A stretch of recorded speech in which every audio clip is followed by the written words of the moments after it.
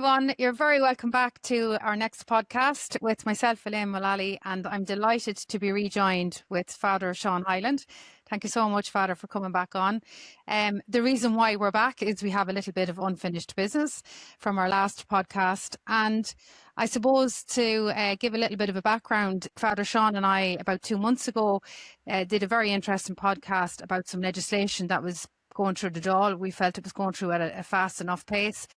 Doesn't seem to have picked up the pace, Father. It seems to be stalling there now at the minute, which is good. It's in the queue, but they're not giving any timescale for when the bill will come back before the Dail. Yeah, but we need to keep an eye. And Father Sean and I started a small campaign in relation to people contacting their local TDs and senators about this 3-day wait that some opposition parties are trying to bring in through the Dail to abolish a 3-day wait for women who are considering termination in Ireland, terminating a pregnancy. So there will be a certain amount of overlap between the last episode and this one. There was a couple of things that Father Sean and I felt needed to be re-emphasised, or that we could at least bring them to the surface again.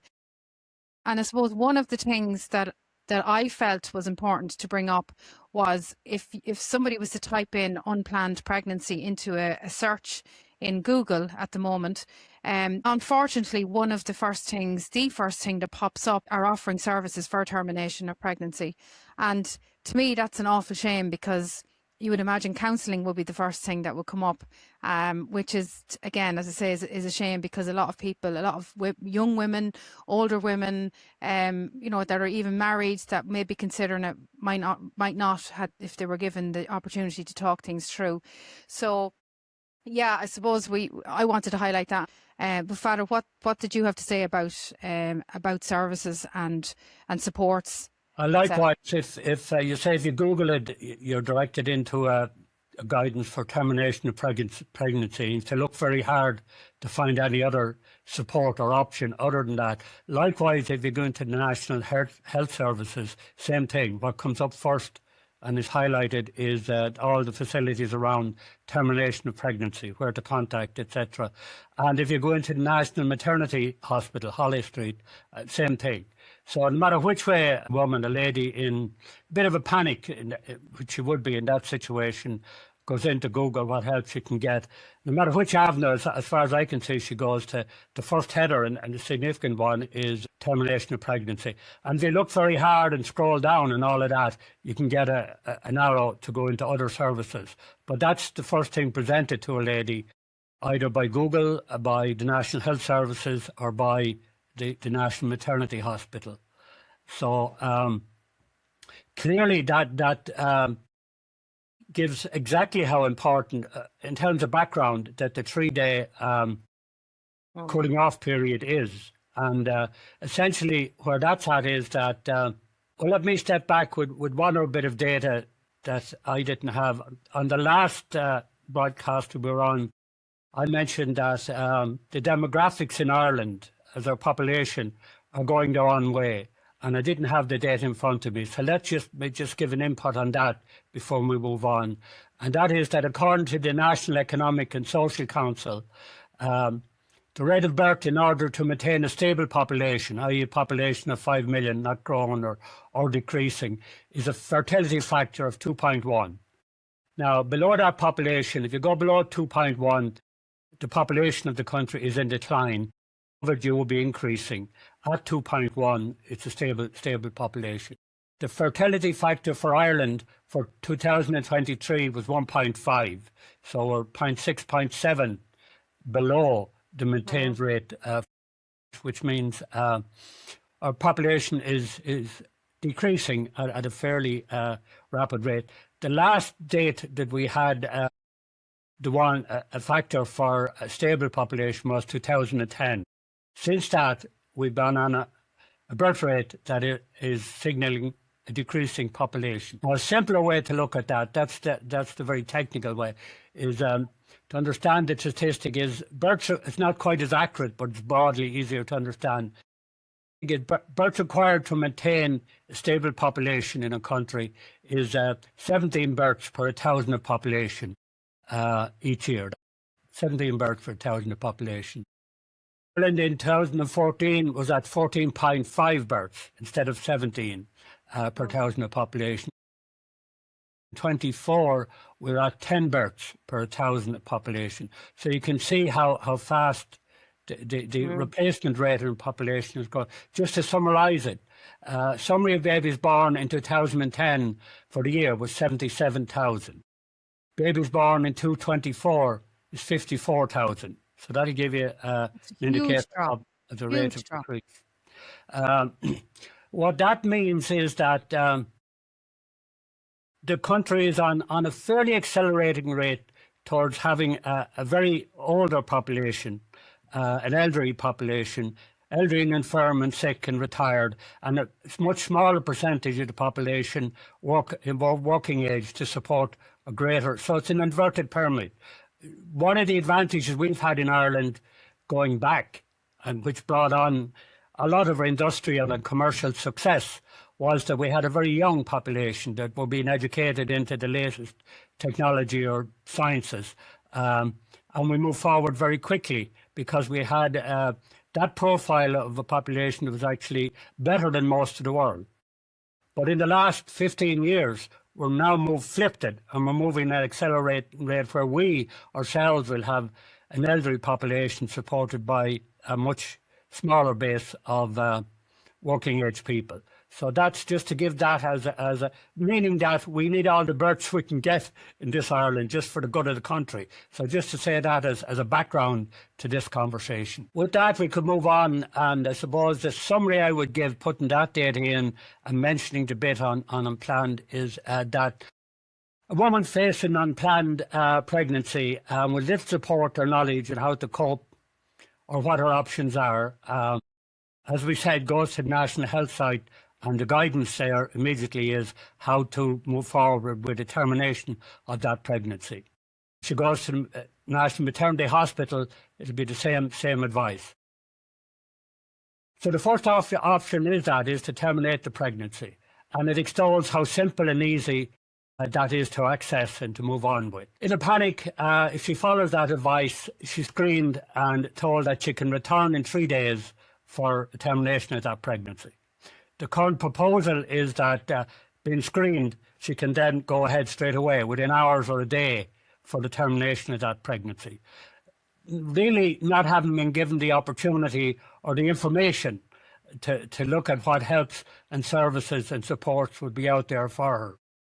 With the 3-day wait, and this has been proven out, the total since 2019 have been 60,000. Now, 70,000 women went forward with unplanned pregnancies to look for help. And with the 3-day wait, 10,000 of those never went back to the appointment for termination, which they would be scheduled for, which just gives an indicator of the benefit and the use of those 10,000 ladies that got help otherwise. And the help to get is, I've gone in and looked at the helps available, and there's quite a number of organisations, as have you, Elaine, that offer support. And I think we have a summary of those, which we can probably put up in the subtitles. But there's certainly counselling and support organisations, a number of them outside of the National Health Services, largely Accord, for example, Cura. There's practical advice with a number of groups: Life Pregnancy Care of Ireland, Alternatives to Pregnancy, and on Killian in a local family resource centre. So there are 3 advice. Below that, there's a number of groups that will Cross Care, Barnado's, and specifically Diana Care will offer actual physical support of a place to rest or while they're during their pregnancy, financial services, and certainly support in terms of a birth, as in whether it's medical or strollers, nappies, whatever's all. So combined, there's a group of voluntary organisations out there that provide a very, very comprehensive service to a lady that might be in trouble and seeking help, including for well after the birth of the child. The 3-day wait weight is incredibly important from that. And I said the 10,000 that went forward were screened and scheduled for a termination of a pregnancy and then never went back, just validates that. And I think you mentioned the last date, that's over the 5 or 6 years. That rate is increasing each year. I think it's up to 17.5%, almost 20% now in the current year, that would go forward, but then get pulled back during the 3 days and get help. And that's a significant number. Well, surely it's important for, if a woman finds herself in that position, it's important for her to get all of the information, and then the 3 day. I mean, 3 days seems like a short period to me, to be totally honest. But to give the woman that space, it's a life changing decision that a woman would have to make to terminate a pregnancy. It doesn't matter who the woman is or what background she comes from. It's a huge decision, so they should be given the time to make it properly. Together with the fact that maybe, no matter who the person is, again, maybe their family would be so much more supportive if they knew about it. And that's something that's not really been factored in at all, is that these women will have families somewhere in the background who would consider this little baby to be a blessing. So that's not even talked about as an option. And it's probably one of the, villages raise children. That's, we in communities raise children. That's what happened years ago. People all came together and looked out for each other and helped each other and supported each other. That community spirit, that's still very much alive in Ireland, where people would help out. So it shouldn't just, the first option to me is very cold. It's very harsh. It's very much driven by, as we can see, government to a certain extent, health board by a certain extent, but the bigger agencies who have money to push at this, rather than the actual human life element and the moral thing to do. It feels as though that's all taken such a back seat at the moment, doesn't it? Yes, and with the 3 day wait and with a little bit of more promotion on the services that are available, which we'll put up the list of those services in the text on this. But there's quite a range of them, as I say, all the way from the first date she discovers that she has an unplanned pregnancy, dealing with it, all the way through the pregnancy and beyond it. And to remember that with all of those services, whether they're counselling, medical or physical, as in financial accommodation, or appliances such as stroller, nappies, food, whatever, all of those are available. In addition to that, it's important to know and remember that there is a large queue of couples in Ireland just waiting in a queue to adopt a child. And most of them would prefer it from birth, early on in life, so that's no difficulty.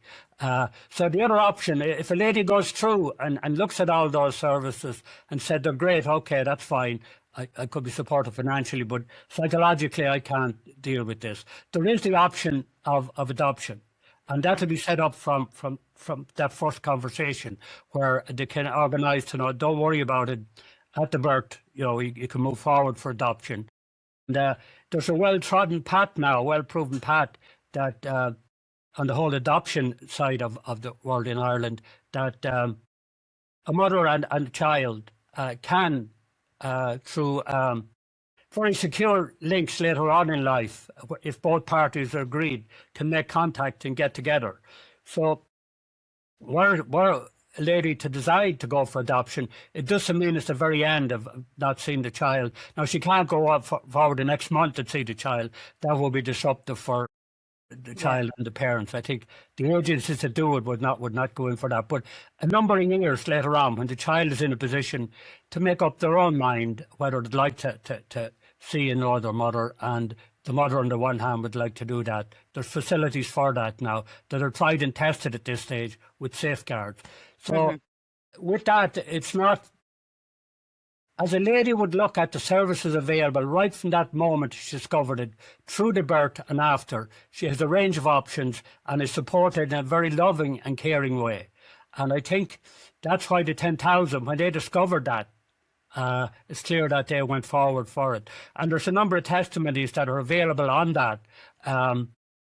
Unfortunately, I'd hoped that maybe I could get one or two of them through the pro-life, but there's a number of lovely testimonies around that, both some that went forward and move forward with their child, others that gave up for adoption, but they're reluctant to come forward publicly. They have given those testimonies within pro-life seminars. I think with social media, how it could be so vicious at times, they're not too keen to go forward for a broader audience at this stage. Yeah. But there's some lovely, lovely testimonies on it. They would warm your heart to hear Good. the joy Good. that people have. Well, look at it. It's another, like you say, it's another option. It's there for people who feel they have no other choice. So, and for infertility seems to be a growing problem in Ireland as well for couples. There seems to be more and more couples who don't seem to be able to have a child of their own for whatever reason. So, it's it's a win-win really. If somebody feels they're in that position and they don't want to go through with the life afterwards, as in to be able to look after the baby for whatever reason they may feel they can't, then there is an opportunity there to to help other people as well in the process. It's not necessarily all a bad scenario. But let me just summarise that. Now at the moment we have a wonderful thing with this 3-day event. The fact that we have so much structure and law around the termination of pregnancies is not wonderful at all. No part of it is wonderful. But given where we're at in the law, at least what's left now is this 3-day cooling off period. And we've just described the support and the services that are in that for a lady. And we have a group of public representatives who for some reason want to discard that valuable and safe route for a lady, a young lady or an elderly lady to explore and move forward in total haste, dispense with the 3 days, move forward in total haste. And in doing that, certainly they will damage the life of the lady. Anyone thinks that to move forward to help her. The medical and psychological evidence of ladies that have gone through terminations of pregnancies tells you that that's not a lived happily ever after scenario by any stretch, quite the reverse. So they're not giving the lady the opportunity to avoid that in their life. Obviously, this child, the life of the child is precious. That's there to be. As we said, the logistics in Ireland, we need births. And there's couples, there's families waiting in queue for a child that may not be, where a mother's not in a position to support that in a family environment. So, and yet, right now there's couples that can't get babies. And last of all, to Jesus, to God, there's a precious life that's been thrown on the waste heap, and that's essentially what happens. So, the lady has not been given the opportunity to maybe make the best of maybe a mistake or difficult situation that she's in, given that to move forward on that. A child has been scrapped, and our country has certainly not been helped in terms of demographics. So you'd have to wonder, what's the motivation? Is it madness? And I sat and pondered that. And you cannot, there's only two. It's either a touch of madness or it's evil. There's no help. It's pure evil. Yeah. Like Government should be there to protect families, to encourage families, to help families, to support families. But it's quite the opposite. And our public representatives spending their time putting this forward to put it in the way of a lady in trouble, maybe finding a good path forward. Sitting there in the dock and be paid certainly way, way more than the average salary or the taxpayers' money to dream up the like it is. And the purpose of this podcast, myself and Elaine, is to appeal to the people of Ireland to, as we said in the last podcast, to contact your local representatives, TDs, and let them know that this would be a red line when it comes to vote, and it will. It's on the private member's bill. It's coming forward, and the government have signalled that they will not object to it. And the last vote, as you know, was very clear. It was 73 against, 71, all the left-wing parties for. So there's only two votes in it. There were about 20, because there are 174 TDs in the Dáil, there's about 20 TDs on the fence. And they could be very easily persuaded. I mean, this is how all of this started, was because before Christmas, the left-leaning TDs, as you say, are getting a serious amount of money to be putting all of this stuff forward. They wanted to extend the term of termination of pregnancy right up to birth. Thankfully, there is a God, because it didn't happen, but they're still not happy. Now they want to get rid of that 3-day wait so they can bring more pregnancies to termination rather than extend the, give that opportunity. I've said at the beginning, we should be looking at a longer period than just 3 days. It's obviously a key for these young women making these decisions. The 3 days is obviously key. Otherwise, they won't be trying to get rid of it, which is evil as far as I'm concerned. It's an evil act to get rid of something that's given women a chance to reconsider, to weigh up their options, to decide what's best for them at this point in time. And why would they want it? Why would they want to get rid of it? Yeah, and again, I would appeal to people now to call, or both of us, call the list. We have the list of TDs, all the consistency officers available as a link to this site, to go in and call your TDs and let them know it's a red line. And we'll call upon the public representatives in the main Conservative parties, essentially Fianna Fáil and Fine Gael, and the independent TDs, to query in the Dail when this is put forward exactly what's the motivation, and make them describe what help did it take they're providing for any lady or for the country or for God in what they're putting forward in this madness. They should be, and they weren't. Certainly when it came forward for discussion on the private members' bill, the response from the government was, we won't raise any objections. No. It's insanity. It is 100%. Yeah. 100%. And by the way, our last campaign was quite successful, considering we're just two ordinary people trying to get the message out there. There was at least a couple of hundred people logged on to the page where the letter was and where all the TD's contact information was. That will be put up again with this video, and we would really ask people to go on. An email is probably better because it's in writing, but follow up with a phone call, ask them, did you get my email? We're not happy about this. We feel you're trying to do something that doesn't feel right. As you say, it's a red line issue. When you come knocking on my door in 3.5 years' time, I will be able to see how you voted on this issue, and I will make a decision as to whether I'll vote for you again on this issue, if it's important enough to people, and I believe it is. Because there's a whole lot of, like you said, the demographics are there. Morally, it's wrong. There's a whole lot of things wrong with it. So why are they pushing it? Why are they pushing it? Because it's definitely wrong. We know it is. Say it again, just we mentioned last year, you mentioned it there. It's very simple. You've given the telephone numbers of all the constituency officers of all the TDs in Ireland, and a form of words. You don't have to use them, but we've provided a form of words and the link to this. So you don't have to have a conversation. If you're a bit reluctant about getting into an argument with the local TDs or whatever, you can text it. The form of words are there, and you have the phone number. So all you have to do is text it and say, look, with the farmer, this is a red line for me. I know it's going to come up in the Dail, and if you want my vote the right way. Absolutely. And don't forget, when all of this was brought in initially, they brought it in under false pretenses, the termination of pregnancy. That was all done under false pretenses on an extreme case. We've seen what's happened in the last few years. It's been abused. So, yeah, we need to push this out. And just one more a point I want to make before I wrap up. TD Matty McGrath questioned the HSE recently in relation to data that he had received around 108 babies who were left basically to die after termination between 2019 and 2023. That is an absolute disgrace. It's disgusting. It makes me feel physically ill to think that these little babies are not getting any care, any treatment. They're just left.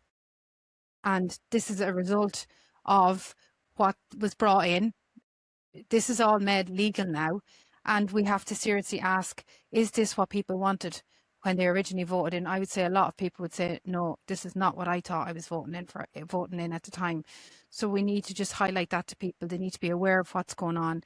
And again, it might reinforce why they might contact their TD and ask them to stop this, to stop trying to get rid of the 3-day wait, because it's going to get abused some way as well further down the line that we're not even contemplating. Again, thanks, Elaine, for inviting me to do this and setting up the facility to do it. I think it's a great, great service to our country and to ladies who get a little bit of trouble and could do with knowing where the support services are. And we will provide a full list of all of that. Thanks to you, Father, for giving all the information and for having the courage to step forward when many are not. So thank you so much. It's very important that people hear other voices and hear from somebody who I would give a huge amount of credibility to. So thank you so much and keep up the great work you're doing. And thanks a million. And thanks everybody for watching, and you'll find all the contact details you need either in a link underneath this video or on my YouTube channel. Thanks a million.